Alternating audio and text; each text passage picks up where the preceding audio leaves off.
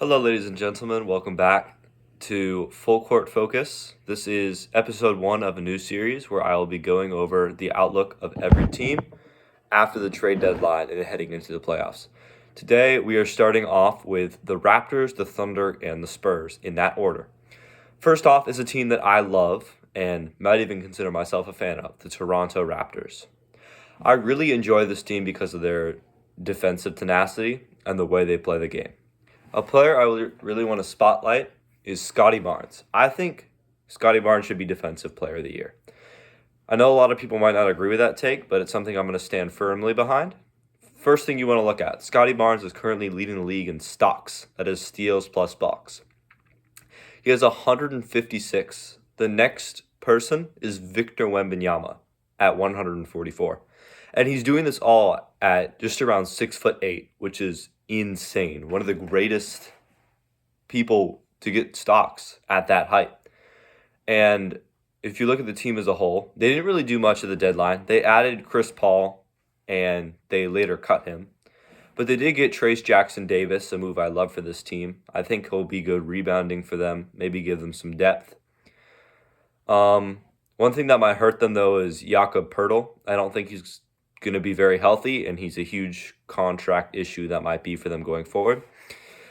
Moving on to the playoffs, I think they'll make a little bit of noise, but the playoffs really is for experienced teams, and the Toronto Raptors are not one of those teams.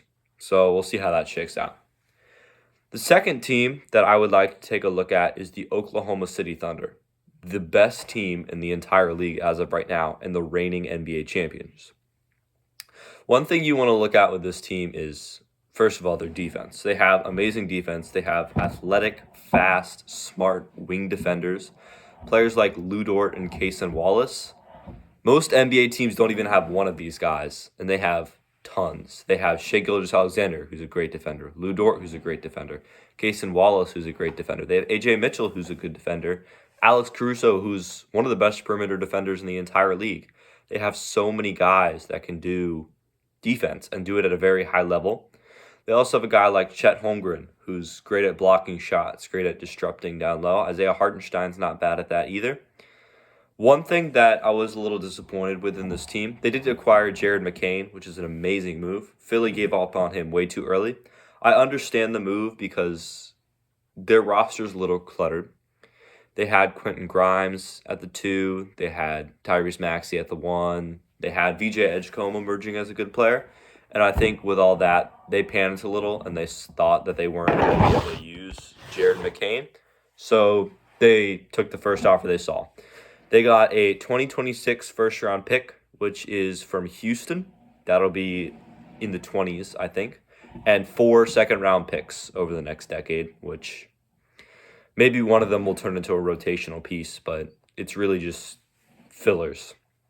So one thing that I really wish that the Thunder had done was acquire some more big man depth, because they've been playing Brandon Carlson a good bit, and I think they should have tried to acquire a big man defender. Maybe not something huge like Isaiah Stewart, but I think they could have gotten someone like Moussa Diabate. I think they really should have asked after, especially with the treasure chest of draft picks that they possess at the moment. Yeah. Now the last team we're going to talk about today is the San Antonio Spurs, who did not make a single move at the deadline.